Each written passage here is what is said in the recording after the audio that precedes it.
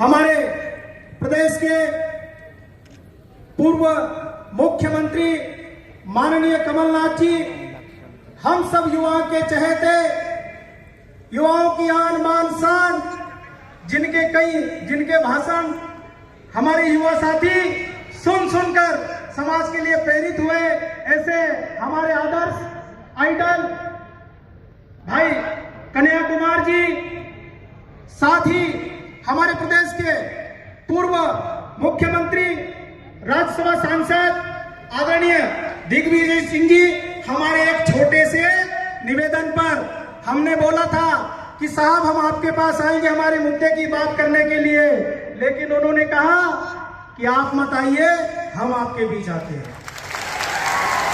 और जैसे ही इन्होंने हमको बोला कि हम इंदौर आ रहे हैं, तो जैसा के पिताजी को भी पता चल गया तो वो भी इंदौर आ गए। और आज मैं जो हमारे अतिथि है उनके समक्ष अपनी बात रखूंगा। हमारे विद्यार्थियों के जो मुद्दे हैं, कई लोग सम्मान्य पत्रकार गण भी यहाँ पर आए हैं, उनसे भी मैं विशेष निवेदन करना चाहता हूं कि इस कार्यक्रम को लेकर जो बोला जा रहा है कि यह कार्यक्रम कांग्रेस का है, लेकिन ये किसी भी राजनीतिक दल का नहीं है, यह कार्यक्रम आदिवासी युवाओं का है। हम लोग सरकार के पास, वर्तमान में जो सरकार है, पिछले कई वर्षों से हम संघर्ष कर रहे हैं, हम पे कई एफआईआर डाली गई है। हम जब भोपाल में आंदोलन करते हैं, हम पर लाठियां चलाई जाती है। सरकार के पास भी गए, आवेदन किया, निवेदन किया, लेकिन सुनवाई नहीं हुई। इसलिए हमने विपक्ष के समक्ष अपनी बात रखने की सोची, सब लोगों से विचार विमर्श किया, इसलिए उनको आज यहाँ पर बुलाया है। इसलिए ये कार्यक्रम किसी राजनीतिक दल का नहीं है। आप ऊपर देखोगे मंच पे हमारे महापुरुषों के अलावा किसी भी राजनीतिक दल का कोई मोनो नहीं है। लेकिन जो हमारी बात सुनेगा, जो हमारी बात मानेगा, हम उनको अपनी बात बताएंगे। साथियों, आज इस कार्यक्रम को आयोजन करने में कई समस्याओं का सामना किया। आज भी सर आपको मैं अवगत कराना चाहता हूं कि अभी भी हमारे लड़के रास्ते में, अभी भी हमारी बहुत सारी बसें, हमारी बहुत सारी गाड़ियां नहीं आई है। कईयों को पुलिस प्रशासन ने रास्ते में रोक दिया है। और भी पता चला कि 300 रुपए में हमारे लड़कों को पैसों का लालच देकर अमित शाह जी की रैली में ले जाने का भी प्रयास किया। लेकिन ये आदिवासी टिकने वाला है, बिकने वाला नहीं है।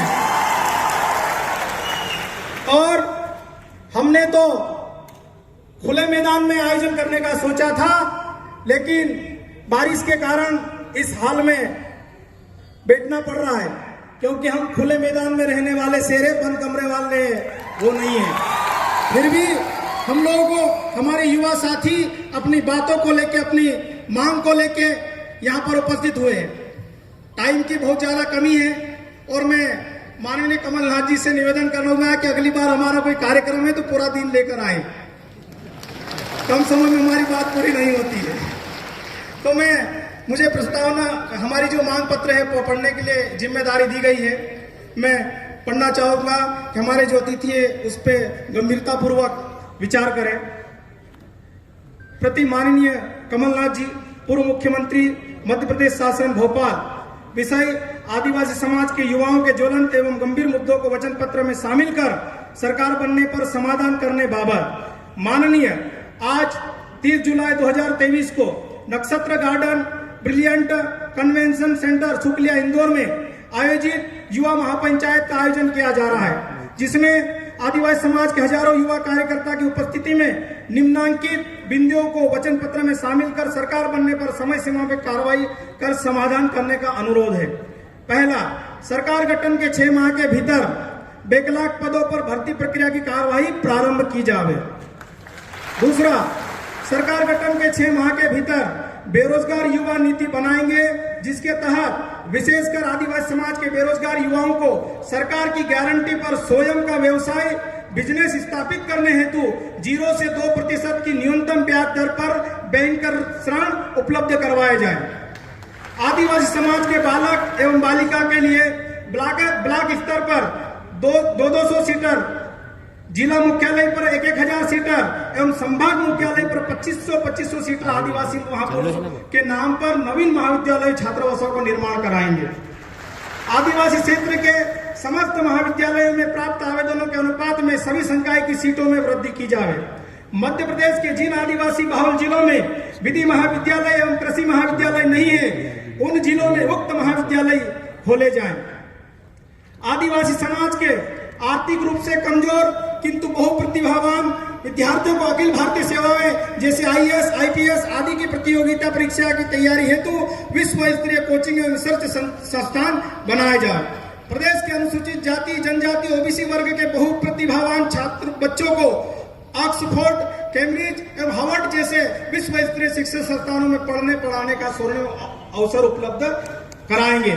सरकार बनते ही मध्य प्रदेश शासन के जनजाति कार्य विभाग का नाम बदलकर पूर्व की भांति आदिम जाति कल्याण विभाग किया जाए तथा बालक बालिका के सीनियर जूनियर छात्रावासों के नाम में भी आदिवासियों के स्वाभिमान के लिए पूर्व की भांति आदिवासी शब्द को जोड़ा जाए। छात्रवृत्ति, शिक्षावृत्ति एवं आवास सहायता की राशि में महंगाई के अनुपात में वृद्धि की जाकर प्रतिमाह देना सुनिश्चित किया जाए। सरकार बनते ही 9 अगस्त विश्व आदिवासी दिवस के अवसर पर सार्वजनिक अवकाश कर इस पूरे मध्य प्रदेश में शासकीय स्तर पर मनाया जाए। मध्य प्रदेश के कई बीएससी नर्सिंग महाविद्यालय में 2 से 3 वर्षों से परीक्षा आयोजित नहीं की गई, उन्हें जनरल प्रमोशन दिया जाए एवं उच्च स्तरीय जांच कमेटी बनाई जाए। मध्य प्रदेश की राजधानी भोपाल में सर्व सुविधा युक्त शानदार एवं बेहतरीन आदिवासी भवन बनाए जाए। प्रदेश के ब्लॉक, तहसील मुख्यालय पर सर्व सुविधा युक्त सामुदायिक भवन बनाए जाए एवं आदिवासी धर्मशाला हेतु शासकीय जमीन उपलब्ध कराई जाए। आदिवासी युवाओं को स्थानीय स्तर पर रोजगार उपलब्ध कराया जाए जिससे कि वह अपने मूल से जुड़े रहे। आदिवासी उप योजना के मद को केवल आदिवासी वर्ग की योजनाओं में ही उपयोग किया जाए तथा उक्त मद का अन्य प्रयोजन में खर्च नहीं होना चाहिए। सत्ता एवं संगठन में 50% पदों पर युवाओं को अवसर दिया जाए। सत्ता और संगठन प्रतियोगिता परीक्षा पूर्व परीक्षण हेतु प्रत्येक जिलों में 500 सीट छात्रावास होना चाहिए। जिन जिलों में आदिवासी बालक बालिकाएं छात्रावास नहीं है, उन जिलों में छात्रावास खोले जाए। प्रदेश में संचालित सभी छात्रावासों में लाइब्रेरी, व्यायामशाला, मनोरंजन के साधन एवं सुरक्षा की दृष्टि से बाउंड्री वॉल का निर्माण कर सीसीटीवी कैमरे लगाए जाए।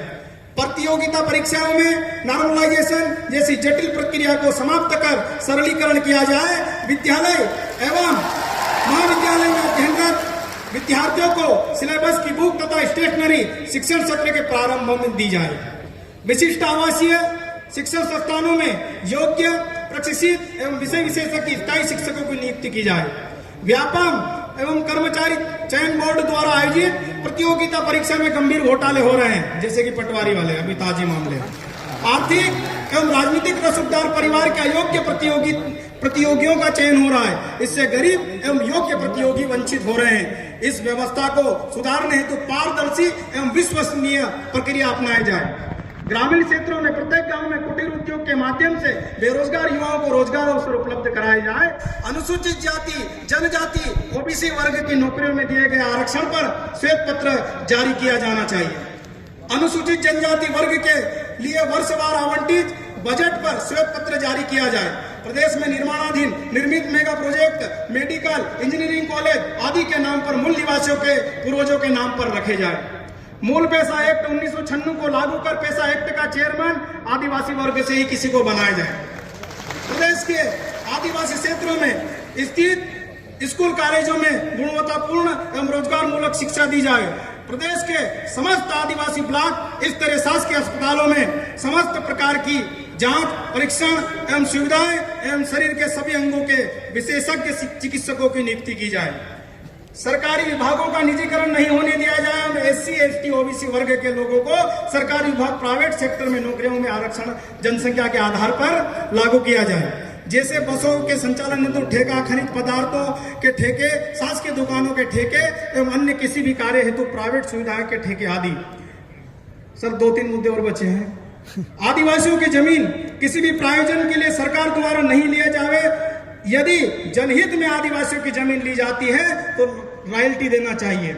जैसे प्रीवर्स के तहत राजा महाराजाओं को दी जाती है, परिवार के किसी एक सदस्य को नौकरी दी जाए तथा अन्य सदस्यों को पढ़ाई के अवसर दिए जाए। आदिवासियों को मजबूरन दूसरे प्रदेशों में स्थापित करना पड़े तो वहां पर आदिवासी श्रेणी में ही बरकरार रखा जाए। सभी प्रकार की शासकीय नौकरी में भर्ती हो, चाहे वो संविदा हो या स्थायी, सभी के जनसंख्या अनुपात अनुसार ही आरक्षण हो। आरक्षित पद पर चयन उपरांत उस अभ्यर्थी का अन्य उच्च पद पर चयन होने पर या त्याग पत्र देने पर या अन्य किसी की भी कारणों से वह सीट खाली होती है तो उसे आदिवासी वर्ग के लिए आरक्षित रखी जाए। भारत सरकार ने कक्षा 1 से 14 वर्ष की आयु वर्ग के बच्चों का अनिवार्य शिक्षा प्रदान करने के लिए शिक्षा अधिकार अधिनियम RTA 2009 लाया गया है, जिसके अंतर्गत 6 से 14 वर्ष कक्षा 1 से 8 के बच्चों को निःशुल्क शिक्षा प्रदान की जा रही है। कक्षा 8वीं तक ही निःशुल्क शिक्षा प्रावधान के इस कानून के तहत इस सीमा को खत्म कर इसे निरंतर 12वीं तक रखा जाए। शिक्षित एवं बेरोजगार युवाओं के लिए बेरोजगारी भत्ता भी दिया जाए। मुद्दे हमारे खत्म हो गए हैं। इतने मुद्दे हम लोगों ने इसलिए रखे हैं क्योंकि सरकार सुन नहीं रही है, इसलिए इतनी बड़ी लिस्ट आपके भरोसा करके, विश्वास करके आपके बीच रखा है। और मैं यहाँ पे इस इंदौर की पावन धरती पर से एक मैसेज देना चाहता हूँ प्रदेश सरकार को। चाहे अमित शाह जी को बुला लीजिए, चाहे प्रधानमंत्री जी को बुला लीजिए, समझ जाइए आपकी कुर्सी खतरे में है। तो ये युवा बनाना भी जानते हैं, बिगाड़ना भी जानते हैं। तो साथियों, सभी धैर्य पूर्वक हमारे जो अतिथि आए हैं उनको हमको सुनना है। और साथियों, सभी युवाओं को संघर्ष करना पड़ा यहाँ तक आने में। कहीं को बसों में तकलीफ आई, कहीं को रास्ते में रोका। मैं 1-2 लाइन से अपनी बात खत्म करूंगा कि हम लोग, हमारे जो मजदूर वर्ग के लोग, हमारे गरीब किसान के हम औलादे हैं, हम संघर्ष करना हम बचपन से जानते हैं कि ना संघर्ष ना तकलीफ तो क्या मजा फिर जीने में, ना संघर्ष ना तकलीफ तो क्या मजा फिर जीने में। अरे बड़े बड़े तूफान थम जाते हैं जब आग लग जाती है सीने में। तो साथियों, बहुत बहुत धन्यवाद। बाकी और भी हमारे आदिवासियों के बहुत सारे मुद्दे हैं, हम लोग समय समय पे आपस में मिलते रहेंगे और अपनी बात करते रहेंगे। मैं इतना ही कहकर अपना स्थान ग्रहण करूंगा। जय जोहार, जय आदिवासी।